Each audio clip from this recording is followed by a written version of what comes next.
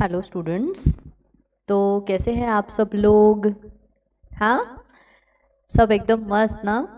कुछ वैसे स्टूडेंट्स हैं जो अभी 11th में एसपी को थे और जिन्होंने अभी 12th में शिफ्ट किया है। हमको अभी और थ्योरी सब्जेक्ट नहीं पढ़ना है, मैथ्स चाहिए, सीए के लिए मैथ्स ज़रूरी है फाउंडेशन एग्ज़ाम के लिए।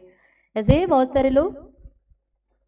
आप लोग में से कुछ ऐसे भी होंगे जो अभी सीएस कर रहे हैं, उनके लिए तो एसपी सब्जेक्ट बहुत इंपॉर्टेंट है, राइट? चालू हो गए होंगे ना आपकी भी एंट्रेंस की तैयारी सीएस की, है ना? चालू हो गई है, यस यस यस। तो बेस तो हमने थोड़ा सा पढ़ा था 11th स्टैंडर्ड में, सेक्रेटरियल प्रैक्टिस का, राइट? तो हमने जब 11th में पढ़ा था तो आपको याद है क्या क्या चैप्टर्स थे कि अभी एग्जाम हो गई है तो अभी कुछ हमें नहीं मैम कुछ भी नहीं पता क्या क्या पढ़ा था। अभी आप 12th के बारे में बात करो ना, है ना? ऐसा कुछ था क्या? नहीं ना। तो हमने 11th में एसपी के रिलेटेड सेक्रेटरी के बारे में बात की थी कि सेक्रेटरी कौन है, उसका काम क्या क्या है। बार बार हमने करस्पॉन्डेंसेस वर्ड के बारे में बात की थी, राइट? सो हमने 11th में सेक्रेटरी के बारे में पढ़ा, what is joint stock company के बारे में पढ़ा। हमने करस्पॉन्डेंस के लिए क्या क्या डॉक्यूमेंटेशन होता है, what is how company is form, कौन कौन की मैनेजरियल पर्सन होते हैं, बोर्ड ऑफ डायरेक्टर्स का क्या काम होता है, कंपनी मीटिंग्स कैसे कंडक्ट करती है ना। इतनी सारी चीज़ें हमने 11th के एसपी में पढ़ी।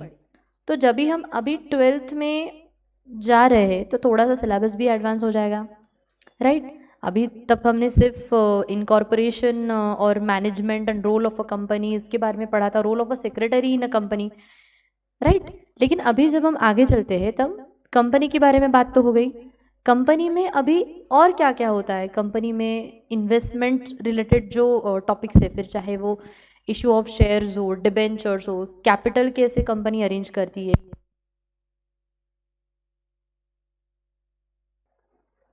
तो वो सारी बातें हमने की थी।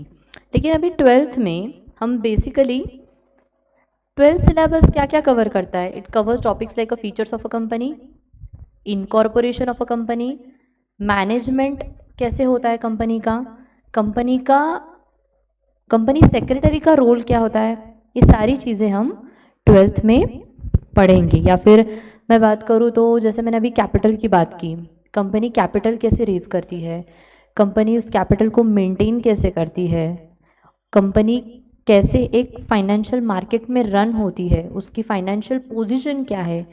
पहले 11th में तो हमने कंपनी कैसे बनती है, कंपनी की मीटिंग कैसे कंडक्ट होती है, इसी के बारे में बात की थी, राइट? लेकिन अभी कंपनी बनी है तो उसको चलाना भी पड़ेगा, उसके लिए कैपिटल लगेगा। तो उन सारी चीज़ों के बारे में हम 12th स्टैंडर्ड में पढ़ेंगे। जैसे अभी यहाँ पे लिखा है ना, by focusing on the methods use by the company to raise capital, company कैसे कैसे रेज करती है money, by issuing shares, debentures, public deposit etcetera in the financial market. ठीक है। सो ये तो मैंने आपको थोड़ा बेसिक बेसिक बता दिया कि हमें 12th के पोर्शन में किन किन चीज़ों पे फोकस करना है।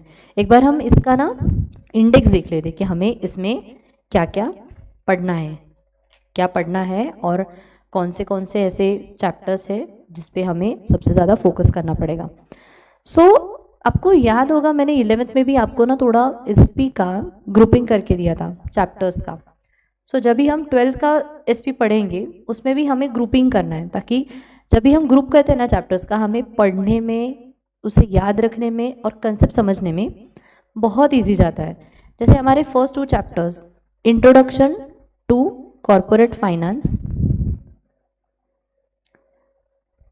this is a group 1 and it covers almost 17 marks of your paper, 17 to 18 marks आपके कवर करता है।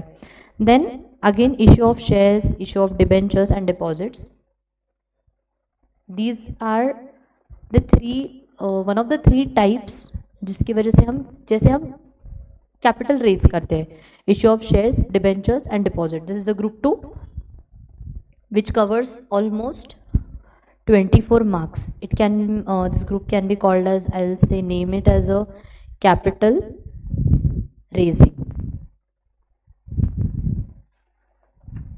capital raising.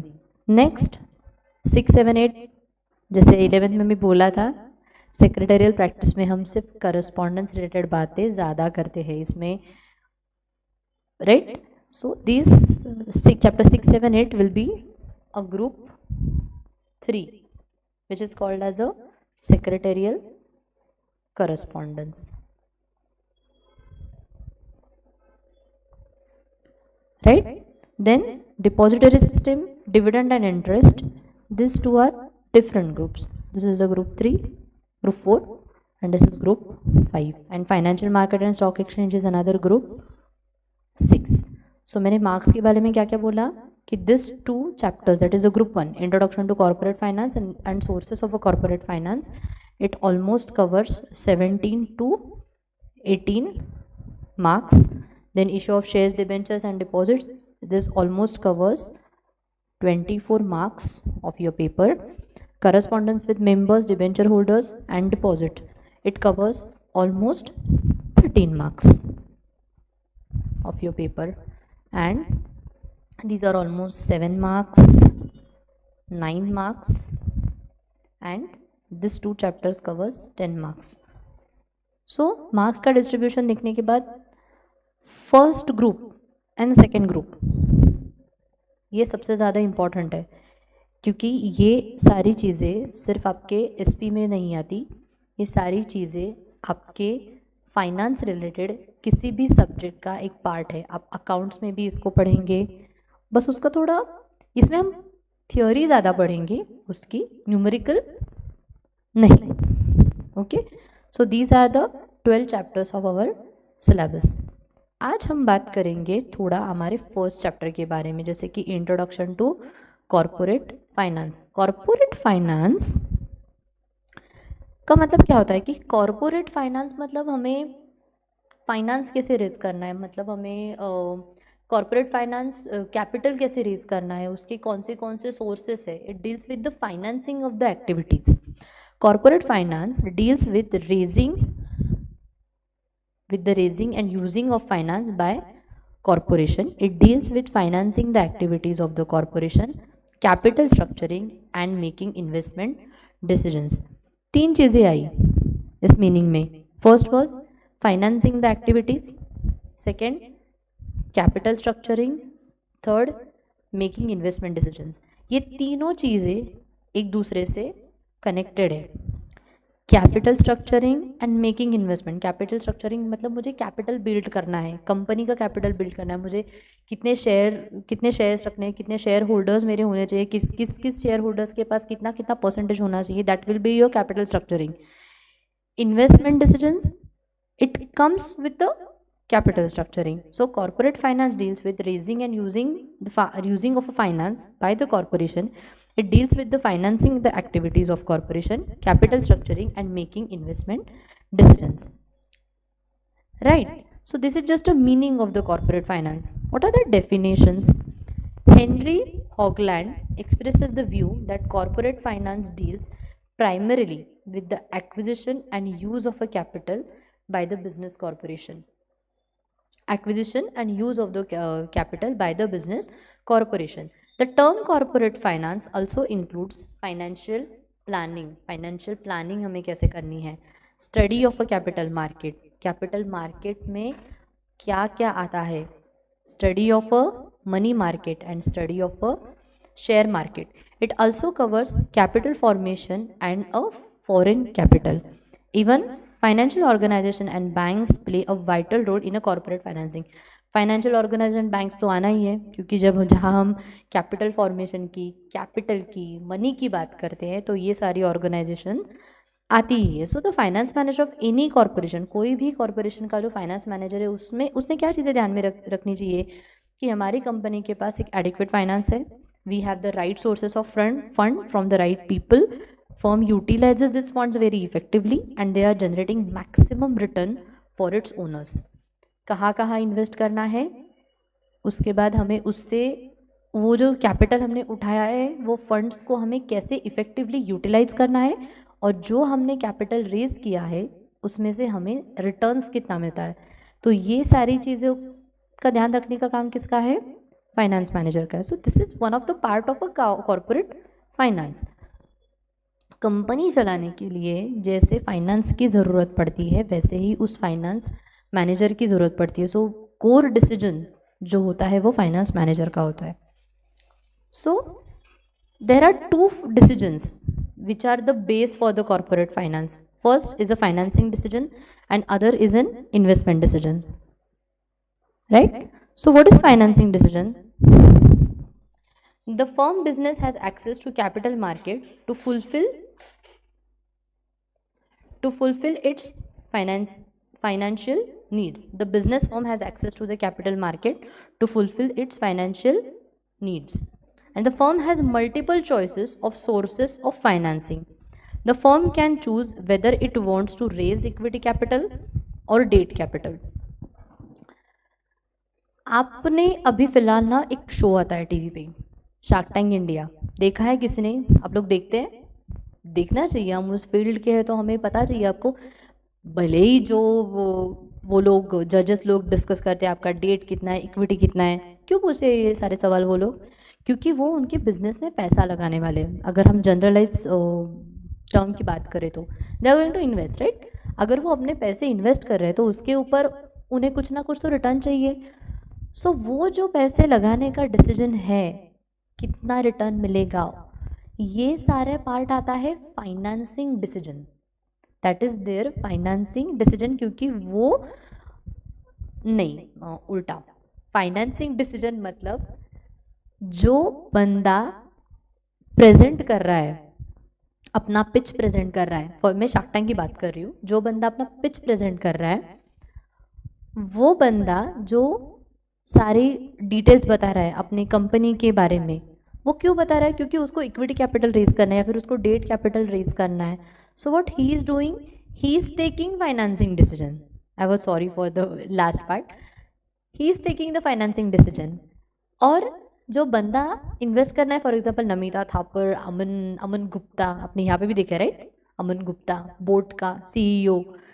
तो वो जो डिसीजन ले रहा है उन सारे मामलों में, he is taking an investment decision. समझ में आया? वो क्या सवाल करता है, आपके पास पहले से कितना कैपिटल है, आपको कितना कैपिटल चाहिए, आपने खर्चे कितना किया है, अपनी खुद का कैपिटल कितना, ओन कैपिटल कितना डाला है, आपने मार्केट से कितना उठाया है, आपका सेल कितना है. ये सारे सवाल वो क्यों कर रहा है? क्योंकि वो अपने पैसे उस कंपनी में इन्वेस्ट करने वाला है, राइट? लेकिन जो बंदा वहाँ पे पिच प्रेजेंट करने आया है, वो अपनी डिटेल्स उन इन्वेस्टर्स को क्यों बता रहा है? क्योंकि उसको कैपिटल चाहिए, उसके प्रोडक्ट को मार्केट में डिमांड है, या फिर they all are almost startups. उसके प्रोडक्ट को मार्केट में डिमांड है, या फिर उसको अपना प्रोडक्ट खुद का वहाँ पे लॉन्च करना है. उसके लिए जो खर्चा लग रहा है उसके लिए उसको पैसे तो लगेंगे. उसने अपना कैपिटल डाल दिया, अपने रिलेटिव से लिया, फ्रेंड से लिया, मार्केट से उठाया, बैंक और फाइनेंशियल इंस्टीट्यूशन से लिया, लेकिन एक्स्ट्रा भी तो चाहिए. या फिर तो वो सारे जो डिसीजन है वो फाइनेंसिंग डिसीजन है, क्योंकि उसको कैपिटल एक तो रेज करना है, या फिर वो एक तो इन्वेस्टर से डेट लेगा, या फिर वो बैंकिंग और फाइनेंशियल इंस्टीट्यूशन से जाके लोन लेगा, बिजनेस लोन्स लेगा. सो वो जो डिसीजन ले रहा है that is a financing decision. I hope आपको थोड़ा समझ में आया है. So firm can even opt for the bank loan, जैसे मैंने अभी आपको बताया.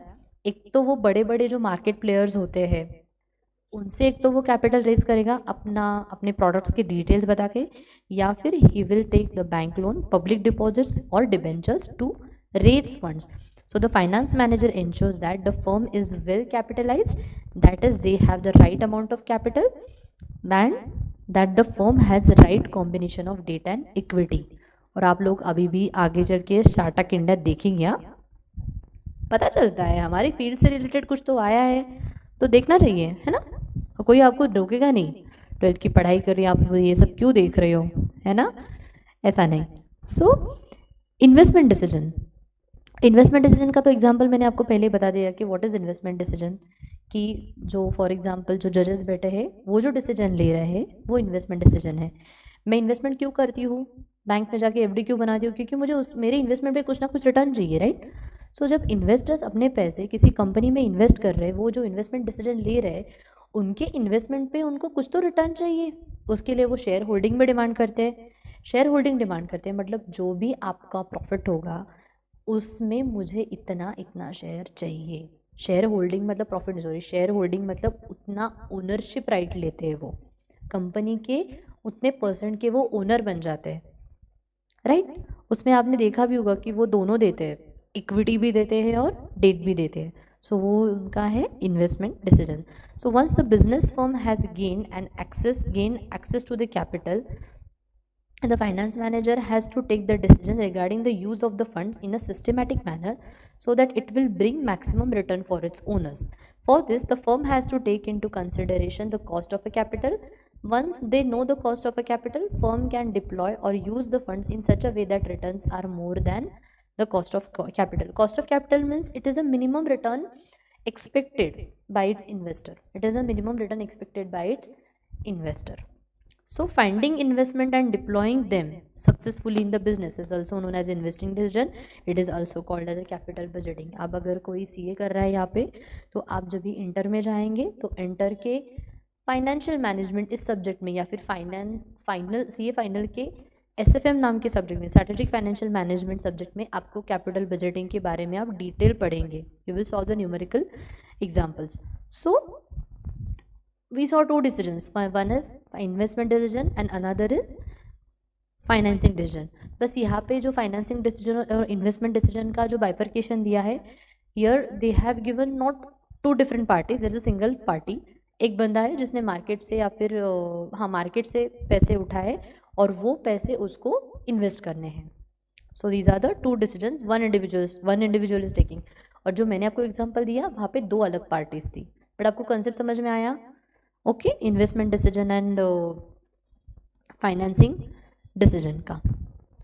ओके, उसके बाद what is the importance of the corporate finance. Corporate finance का इम्पोर्टेंस क्या क्या है? कॉर्पोरेट फाइनेंस हमको क्यों पढ़ना है? It is an one of the, this is a very important activity. जो भी बिजनेस चलता है उसके लिए corporate finance is very very important. So what will just see the headers importance के. it helps in decision making, it helps in raising capital for the project, it helps in research and development, it helps in smooth running of business firm, brings coordination between various activities, promotes expansion and diversification, managing risk, replace old assets, payment of dividend interest, and payment of taxes and fees. These are the 3 pointers for importance of a corporate finance, right? Helps in decision making क्या है कि most of the important decisions of the business they are determined on the basis of availability of funds. Funds कितने हैं, उसके ऊपर कितना production करना है, क्या नई चीज़ें लॉन्च करनी है. कुछ भी नया प्रोडक्ट अगर मुझे अपनी कंपनी में लॉन्च करना है तो उसके लिए फंड्स तो चाहिए. सो कंपनी का कोई भी डिसीजन हो, फिर चाहे किसी बंदे को हायर करना हो, उसको अगर मैं हायर कर रही हूँ तो मुझे उसको प्रोफेशनल फीस या फिर सैलरी देनी होगी, राइट? तो हर एक डिसीजन कंपनी का कहाँ पे आके लाके खड़ा कर देता है? फाइनेंस पे. फाइनेंस पे मतलब फंड की कितनी अवेलेबिलिटी है. अगर मुझे उस बंदे को सैलरी देनी तो उसके लिए भी फंड्स होने चाहिए ना. ऐसे ही मैं किसी को बंदे को हायर नहीं कर सकती. सो it helps in decision making. So most of the important decision of the business enterprise determined on the basis of availability of funds. It is difficult to perform any function of business enterprise independently without finance.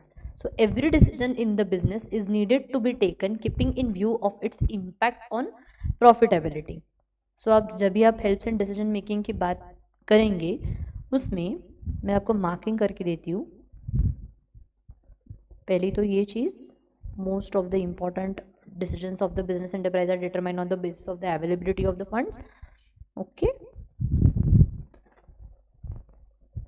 every decision in the business is needed to be taken keeping in view of its impact on the profitability. Okay, so first importance is helps in decision making. Second is help in raising the capital for a project. Whenever a business firm wants to start a new venture, again मैंने बोला ना, कोई भी decision, अगर मुझे नया venture start करना है, मुझे नया प्रोडक्ट लॉन्च करना है, पैसे चाहिए, कैपिटल चाहिए. So whenever a business firm wants to start a new venture it needs to raise capital. Business firm can raise funds by issuing debenture bond, वो हम आगे चल के देखेंगे, what is issue of shares, debentures, deposits, क्या क्या होता है। Third, helps in R&D, that is research and development. भाई मुझे एक्सपेंशन करना है, उसके लिए फंड्स चाहिए, that also includes a financing decision. Research and development must be undertaken for the growth and expansion of business. Detailed technical work is essential for the execution of a new project, and research and development is a lengthy process. So funds की जो availability है ना, it is continuous availability, और funds की requirement should be नहीं, funds की requirement continuous होती है जब भी आप R&D के बारे में बात करते हैं, क्योंकि रिसर्च करेंगे, डेवलप करेंगे, फेल होगा, फिर रिसर्च करेंगे, फिर डेवलप करेंगे, फिर शायद सक्सेसफुल होगा, लेकिन उसमें कॉस्ट तो चली जाती है ना। So fourth point is help in smooth running of the business firm. आज हम 4 पॉइंट कवर करेंगे, बाकी के हम अगले क्लास में इसके रिविजन के साथ। Fourth is helps in smooth running of a business firm. A smooth flow of corporate finance is needed so that salaries of employees are paid on time, loans are cleared on time, raw material is purchased whenever required। मतलब funds मुझे किस लिए चाहिए, मेरे business को smoothly run करने के लिए। सो what 4 points we covered? Help in decision making, help in raising capital for a project, help in research and development, and helps in smooth running of a business firm। बाकी जो सारे part है, बाकी को जो सारा पार्ट है वो हम अपने अगले क्लास में डिस्कस करेंगे। सो आज हमने क्या क्या पढ़ा, what is the corporate finance, उसका मीनिंग क्या है, what are the 2 main decision involved in a corporate finance, and what is the importance of a corporate finance, और मार्किंग सिस्टम ध्यान में रखना, ठीक है। बाकी हम आगे अपने आने वाले क्लास में करेंगे। Thank you so much.